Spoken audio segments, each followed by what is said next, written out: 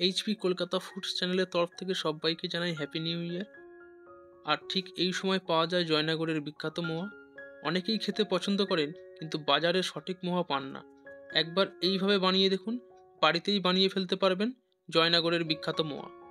নমস্কার সবাইকে, HP Kolkata foods চ্যানেলে আপনাদের স্বাগতম। তো চলুন শুরু করি আজকের রেসিপি। মোয়া বানানোর জন্য রস লাগবে, তাই রস বানানোর জন্য 1 কাপ খেজুরের গুড় কড়াইতে দিয়ে দেব। ওই একই কাপের 2 কাপ জল দিয়ে দেব। এবার ভালো করে মিশিয়ে নেব।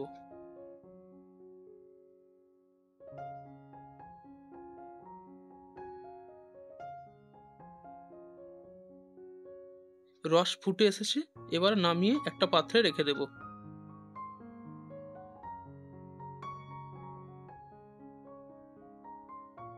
মোয়া বানানোর জন্য আরও একটা রস বানাতে হবে। তার জন্য কড়াইতে 1 কাপ চিনি দিয়ে দেব আর 1 কাপ জল দিয়ে দেব।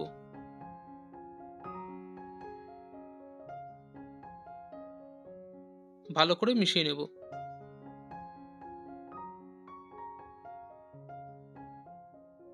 চিনি জলের সাথে ভালো করে মিশে গেলে 1 কাপ খেজুরের গুড় দিয়ে দেব।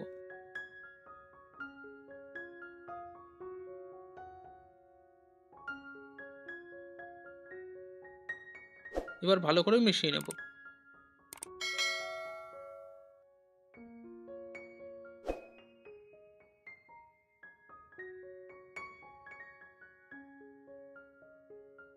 যখন এই রকম সুতোর মতো হবে, বুঝবেন রসটা মোয়া বানানোর জন্য রেডি হয়ে গেছে।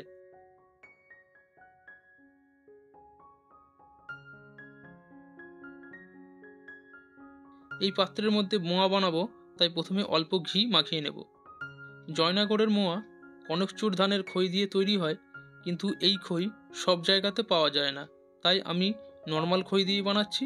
তা বলে টেস্ট নিয়ে কোনো কম্প্রোমাইজ হবে না, প্রসেস একই।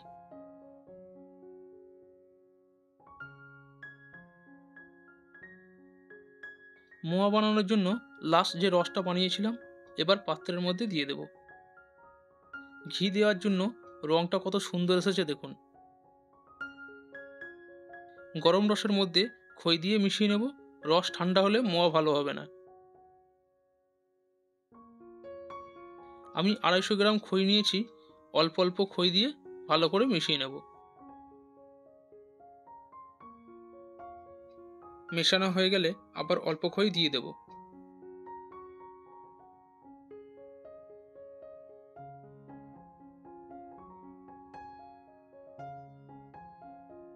এবার ভালো করে মিশিয়ে নেব।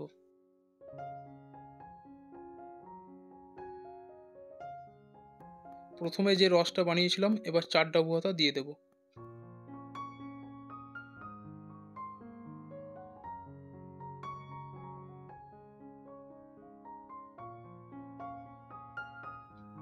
এই রসটা দিয়ে খইটাকে মজাতে হবে, তবেই তো মোয়া সুন্দর হবে খেতে।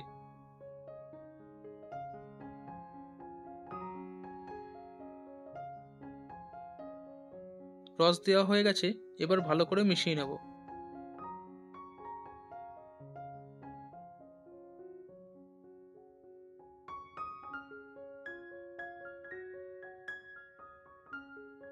মেশানো হয়ে গেছে, এবার দেখুন কত সুন্দর রং হয়েছে।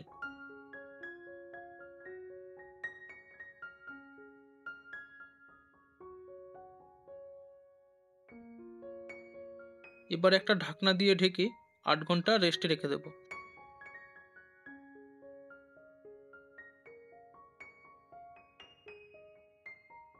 এবার অল্প এলাচ কড়াইতে দিয়ে ড্রাই রোস্ট করে নেব।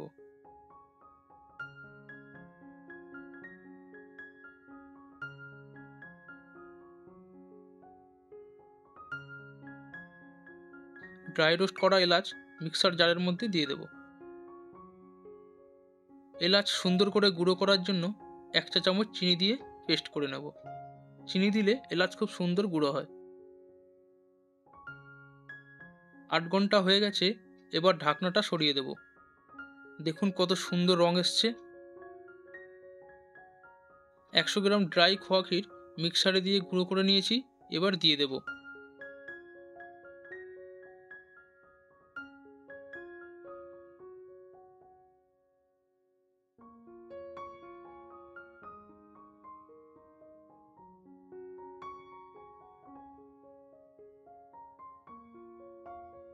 খোয়া ক্ষীর দেওয়া হয়ে গেছে, এবার হালকা প্রেসার দিয়ে ভালো করে মিশিয়ে নেব।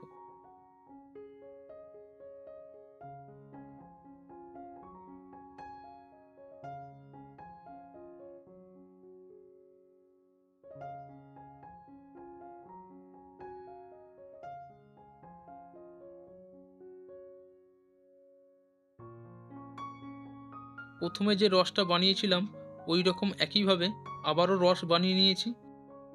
আবারও 4 ডাবু হাতা রস দিয়ে দেব।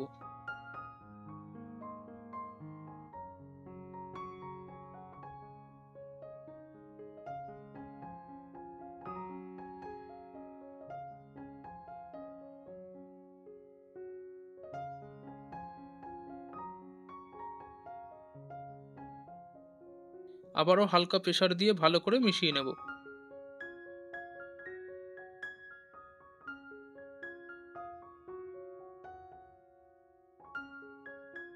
যে এলাচ গুঁড়োটা বানিয়ে রেখেছিলাম এবার হাফ চা চামচ দিয়ে দেব।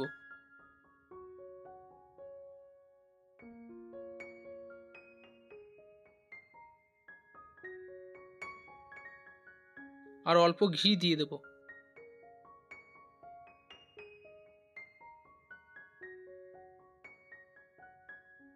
আবার ভালো করে মিশিয়ে নেব।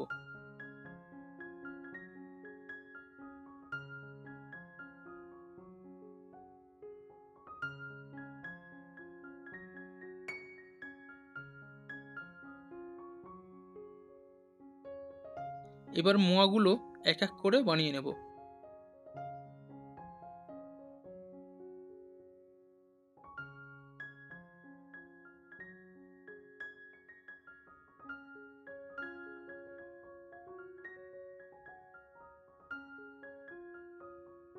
কত সুন্দর হয়েছে দেখুন।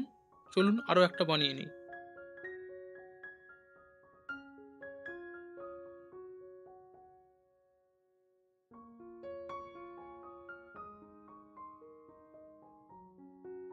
সবগুলো একই রকম সুন্দর হবে। মোয়া বানানো রেডি। এবার অল্প খোয়া ক্ষীর মোয়ার উপর ছড়িয়ে দেব।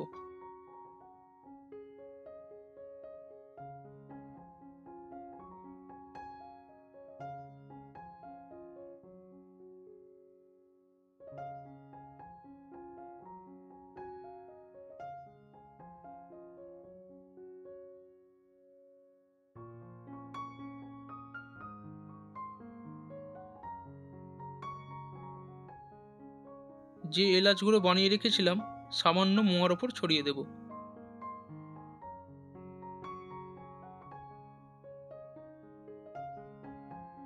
এবার গার্নিশিং এর জন্য মোয়ার ওপরে 1 পিস করে কিশমিশ দিয়ে দেব।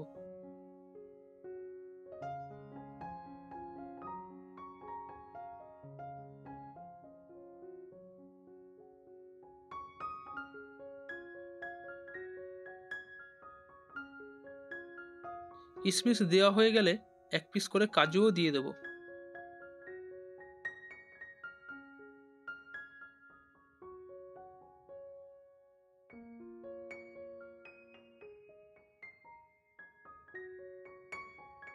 খাবার জন্য রেডি হয়ে গেছে জয়নগর স্পেশাল মোয়া। কত সুন্দর লাগছে দেখুন, আর খেতেও অসাধারণ হবে।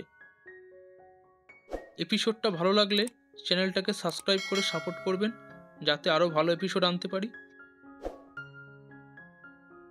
ফিরে আসছি নেক্সট এপিসোডে।